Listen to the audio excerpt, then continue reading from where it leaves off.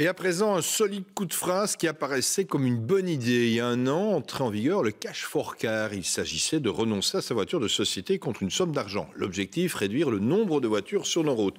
Vous allez le voir, on ne peut pas parler d'une bonne idée qui a vraiment abouti. Didier Mkwash. Depuis un an, Anne Colmont a renoncé à sa voiture de société. Ses trajets domicile-travail, c'est désormais en transport en commun. C'est mon quotidien. Un jour c'est le tram, un jour c'est le métro, le train. Ça dépend d'où je viens, ça dépend où je vais. Mais effectivement, ça fait partie de ma vie de tous les jours. J'en profite pour marcher, j'en profite pour prendre l'air. Ça fait vraiment un bien fou, ça fait déconnecter l'esprit.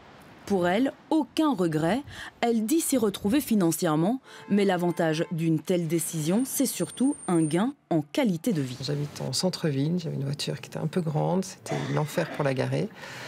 Donc non, aucun regret. Et puis en plus, je fais du vélo, donc c'est bon pour la santé, c'est bon pour la forme, donc aucun regret.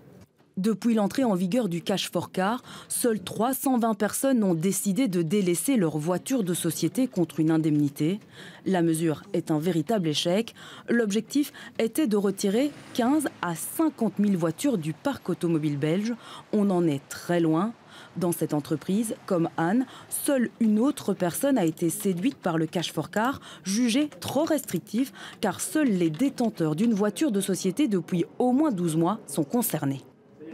Et les jeunes collaborateurs qui ont droit à une voiture de société, ils l'ont droit à partir de 18 à 24 mois. Ils sont éligibles. Eh bien, maintenant, avec le cash for car, même s'ils souhaitent avoir du cash, ils ne peuvent pas l'avoir. Ici, les salariés sont conscientisés à réduire leurs émissions de gaz à effet de serre depuis plusieurs années. Et ça passe d'abord par une haute mobilité. Donc, proposer des voitures plus petites avec le choix, par exemple, d'avoir une voiture plus grande pour les vacances ou une voiture plus petite et un vélo ou une voiture plug-in hybride pour ceux qui habitent dans la région de Bruxelles ou une voiture électrique aussi. Des politiques internes à cette société qui répond à la copie révisée du gouvernement fédéral de son budget mobilité. Un nouveau texte qui devrait apporter plus de souplesse et de choix de mobilité.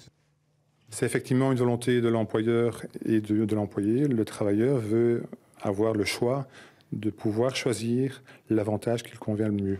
Avec une allocation budget mobilité fortement critiquée par certains partis de l'opposition qui craignent des salaires déguisés et défiscalisés. Renoncer à la voiture de société, ce n'est pas encore gagné, car ça relève souvent d'un choix personnel, une question de conviction. On reste dans les voitures. Le salon de l'auto, c'est évidemment synonyme de promotion en tout genre. Vous le savez, pour l'achat d'une voiture neuve. Mais on va le voir avec vous, Imad Messoudi. Le marché de l'occasion peut valoir le coup et même se révéler une très bonne affaire. Prenons par exemple la voiture la plus vendue sur le marché belge l'an dernier, c'est la Volkswagen Golf. Ce modèle-ci d'entrée de gamme est vendu promo du salon de l'auto comprise autour de 15 000 €. Alors pour les assureurs, pendant les 6 premiers mois, la valeur du véhicule ne bouge pas. Mais après ces 6 premiers mois, eh bien, le véhicule perdra 1% de sa valeur tous les mois. Ça signifie que si par exemple vous achetez ce véhicule avec un crédit, à l'issue de ce crédit, après 3 ans donc, le véhicule aura perdu 30% de sa valeur. Alors ça, c'est pour les assureurs. À la revente, la décote, la baisse peut aussi être sévère. Oui, prenons par exemple le deuxième véhicule le plus vendu en Belgique l'an dernier, c'est la Fiat 500. Ce modèle en promo d'entrée de gamme coûte, conditions salon comprises, autour de 10 500 €. Alors que vaut ce même modèle d'entrée de gamme vendu en 2016 ? Eh bien, selon la cote du Moniteur de l'automobile, ce véhicule coûte 6 700 €. Ça signifie qu'en 3 ans, ce véhicule neuf a perdu 36% de sa valeur.